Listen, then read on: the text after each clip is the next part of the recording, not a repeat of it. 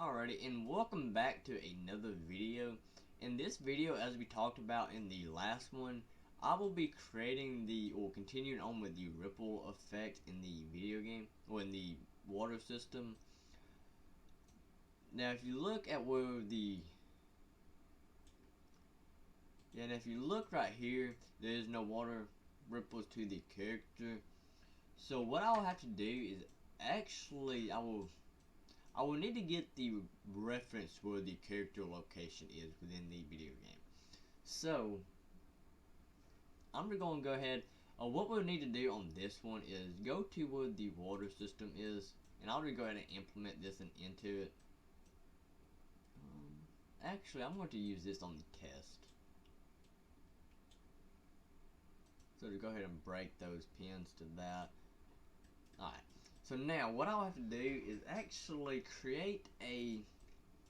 what I'm going to do is I'm actually going to create a spear mask. Okay, yeah. Yeah, it's just called a spear mask, and pretty much what this is it's pretty much just exactly what it says. It just makes a spear on the landscape, and you can determine how big that spear is, or the hardness, or anything like that. So for the first parameter, it's either going to have to be some kind of like coordinates node or something like that. So what I'm going to do is I'm actually going to do the world position node. Alrighty, create that one, and it's added into there. Now for the radius, I would just need to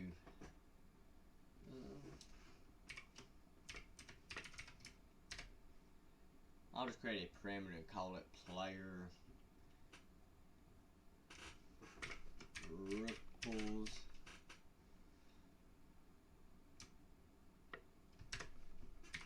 distance. Alrighty, and for the hardness, I will just do player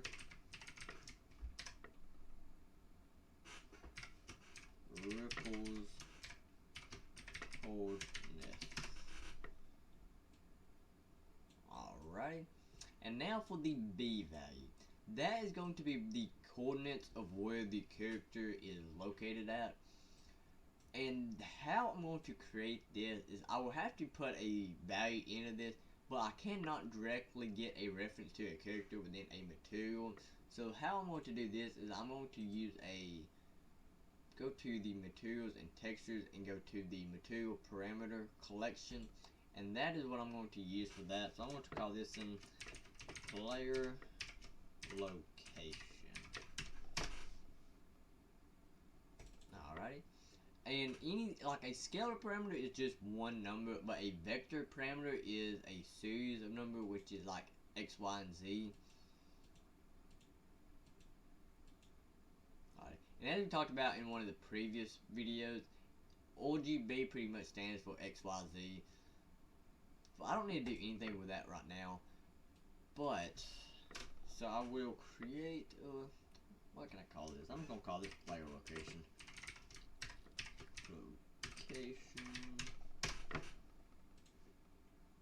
Alright, and just save that.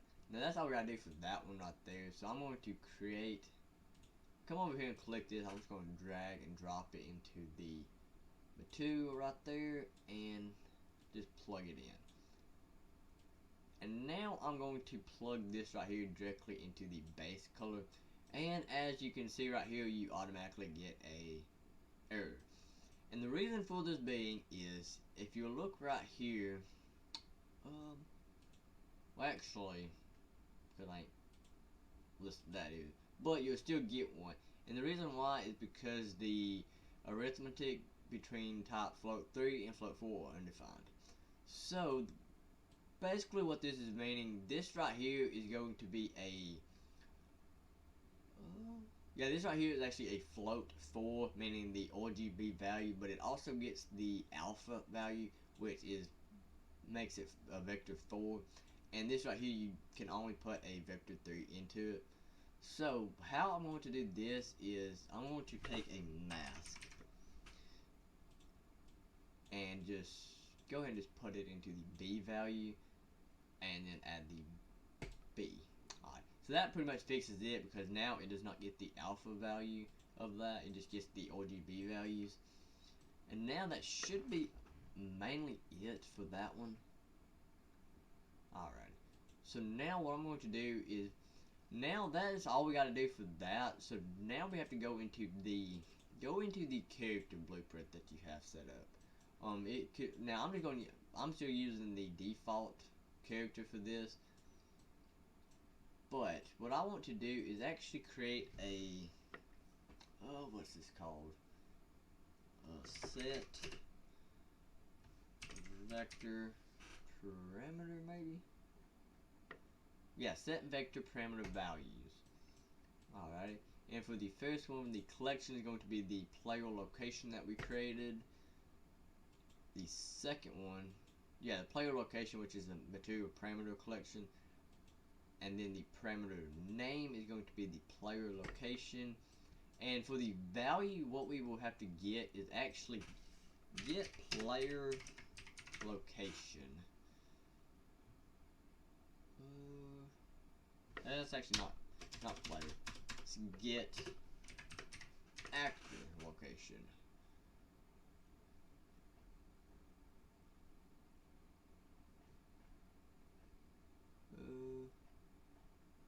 Just typing all of it. Yeah, get actor location. And just plug it into the parameter value, and you'll see that it converts it over automatically for you. So now for this right here, now you can probably set this on different kind of events, but I need it to update on every frame, so I would do a event tick. Yeah, but yeah, I need it to update on every frame. That way it'll constantly be updating itself. Alrighty, and now that right there is pretty much all you have to do for that. Now if you will go over to where your files are at, go ahead and add that. Well, add that one back to it. Now if you look at it, you can see that if you fall, nothing happens. Why is nothing happening? Okay, let's see.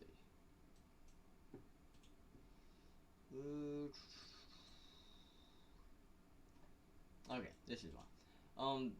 The player ripples distance, we never did put a value into that. Alright, so I'm going to just do 100, which is pretty much the exact same as what the ripples was at the beginning. So now if you hit play, you should have the effect going on right here. And this right here, it should follow you everywhere. So that's pretty good like that. Alrighty.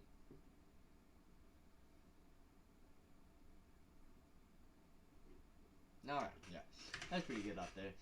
So now what you need to do is actually go back over to the test, and now we actually need to implement the ripples in it. So just keep this to the side, and I'm going to do a add. I'm going to add the time node to, which is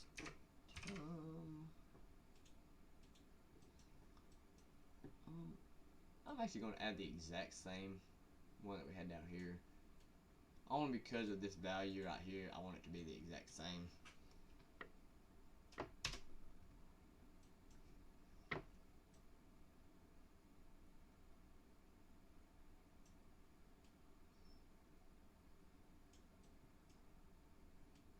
Alrighty, and multiply. I'm going to use that exact same value. And then just create a sign. Alright, now this right here, it should be the exact same effect that we had on it previously. So just multiply this right here. And we don't have to do a 1 minus node because the mask that we had was already white, so that effect is what we are looking for. Alright, and then just add that into it, see what we got going. And if we drop, you will see the little bit of a ripple effect that we have going on, and that's pretty much what we're looking for. But now I'm going to kind of reduce the ripples distance that we got. And the reason for this is we really don't want the ripples to be as much as it is on the shoreline, because it's not really realistic.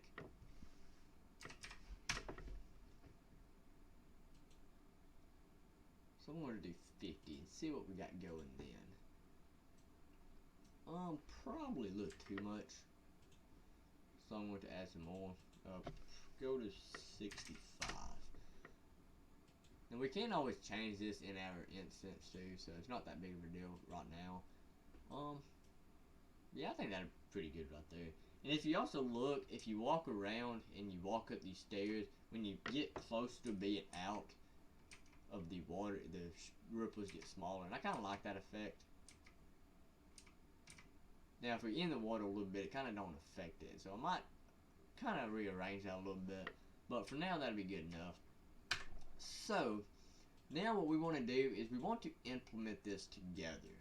So we will have the effect of the shoreline plus the effect of the player character. So, and pretty much all we're going to do for that is we're actually going to, instead of multiplying this, I'll show you to multiply. If you was to multiply this together, it's not going to really work, only because if you multiply them, then both values has to be true, or has to be met. So we have the distance to the mesh,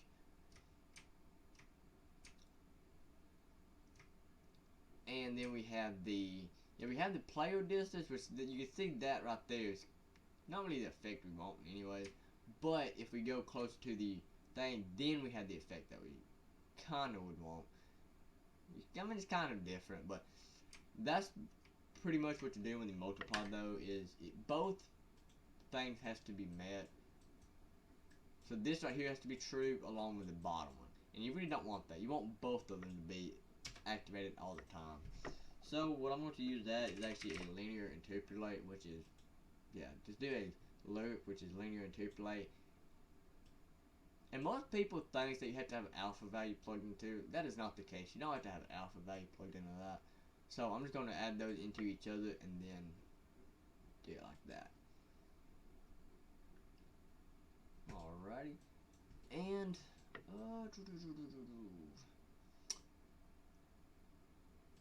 let's try something.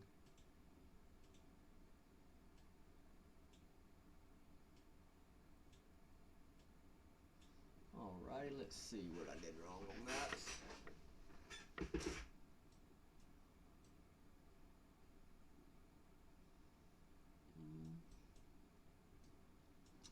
Let me try adding a saturate node right there.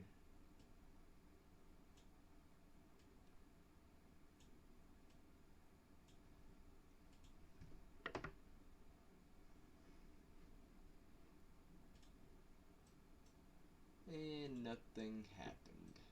Alrighty. Yeah, that's okay for now. Yeah, that is 1. See what happens then.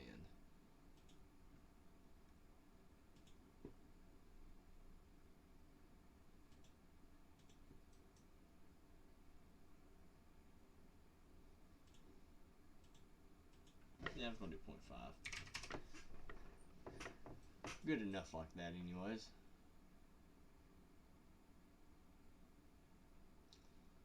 Alrighty, so yeah, that should be mainly good for that one. So I'm going to take this whole thing right here and just multiply it and add it to the actual water system. I'm going to delete this one just so we'll have both of them, and then paste it. So now I'm going to, oh, and I also need to do the multiply, not multiply, divide. Divide that, and this one right here is going to be the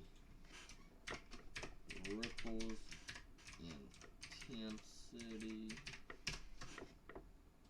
Just put 2 on it, and then add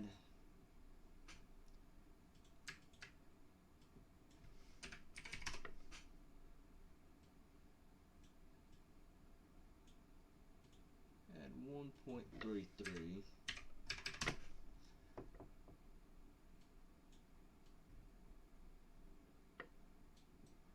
And add that to it. So maybe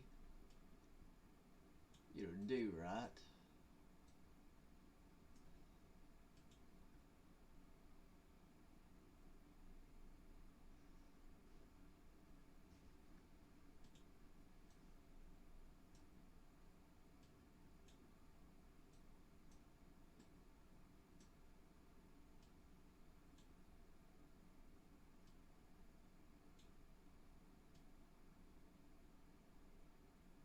Alrighty, let's see what we're doing wrong on that part of it.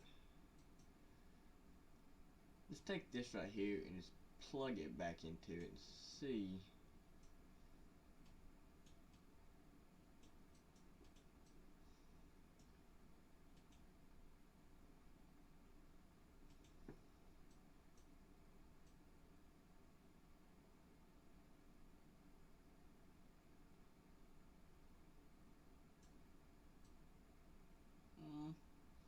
Actually, I think I know why.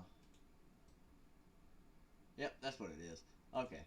On this right here, we deleted it to begin with and redone it. We never did put the saturate node in this one. So it's not even the top one that I was looking at, it's this bottom one. Right, and add that saturate node to it. So, and now, and delete that one. I don't think you need one. Yeah, you don't need one right there, I'm pretty sure. Okay. Now go into it and let's see what kind of effect it gives it.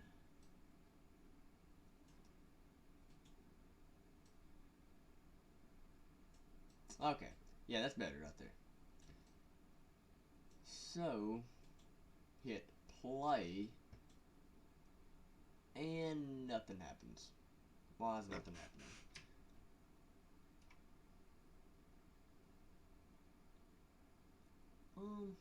I think it is. I just think it's not enough. The values of the let's see, what's it at? Yeah, I just don't think this values right here are enough. So go to the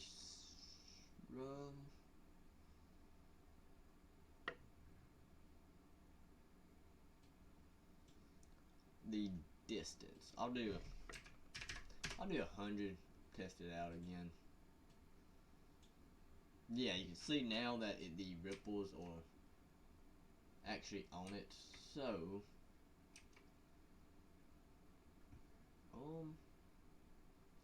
what I'm going to do right here,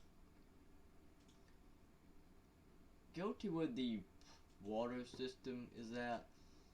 I'm going to take this and slide it back up there. But go to where the water system is at, and doing this right here, I'm going to do this as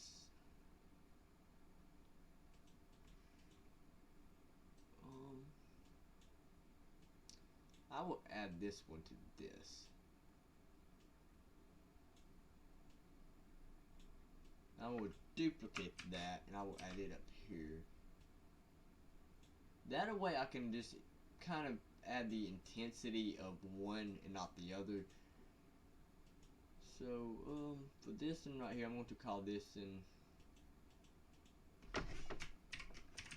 player ripples intensity, and this is going to be the shoreline.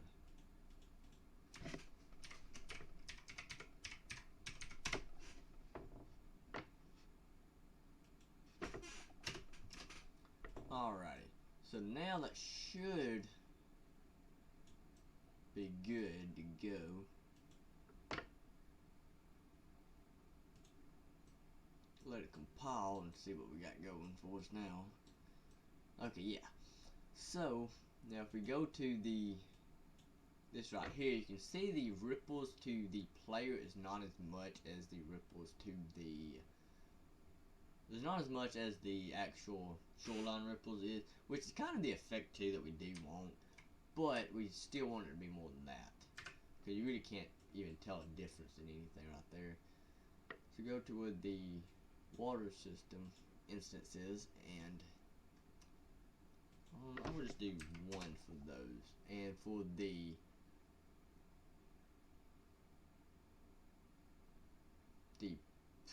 what's it at? Yeah, the intensity of that one I would do at 5. No, I think 2 is a pretty good number for that one. Yeah, now the ripples to that is a lot more now, but I still need to make it smaller. Oh, let's see, where's it at? The hardness, intensity, nope.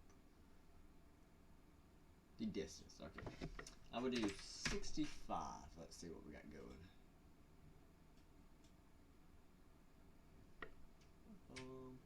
I think too the reason why is the okay, yeah, that's why too, because the distance is, you gotta think that it's getting the distance from the center of the character, so when the center of the character is on the water, the ripples are a lot more. So it's kind of the effect we want, but if it's actually, I think that's actually pretty realistic too, I think.